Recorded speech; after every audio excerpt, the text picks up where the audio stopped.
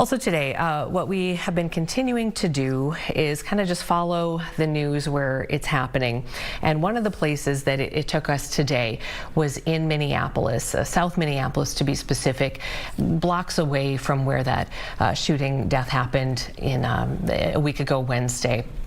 So DHS, Department of Homeland Security, we know is bringing even more agents into the area. And again, this is South Minneapolis, about a block away from Portland and 31st from last week. So a man at this scene just earlier this morning told our photojournalist that he was there to help some protesters after ICE agents, they say, were trying to get into the apartments and then ended up deploying chemical irritants at the protesters multiple times. Again, we don't have any other side to this story as far as what protesters may have been doing at this time. We're just telling you what one of the witnesses said.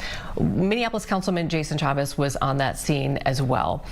Told our photojournalist that there were about a dozen agents present, and he talked to us a little bit more about what he's been saying now for over a week or more, that there's been a lot of fear in these neighborhoods, particularly the one his district as well, where neighbors, he says, continue to be targeted.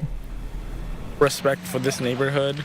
There is no respect for the city and the state, where you continue to show up with guns while we have these whistles blocks away from where Renee Good was murdered by ICE. It just feels like ICE wants to escalate tension in our neighborhood while continuing to run rampage by tearing families apart. A message for the families in the neighborhood? If you're vulnerable to deportation, please reach out to myself, your neighbors who have the privilege to have citizenship in this country.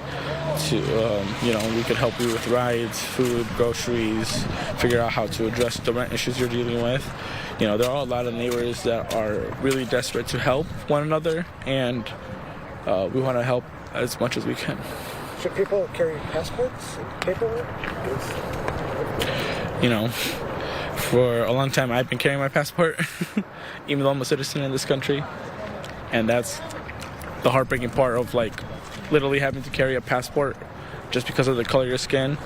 You're not required to, if you're a citizen, right, to carry a passport. But unfortunately, the country we're living in, it feels like you might have to. Okay, so we wanted to check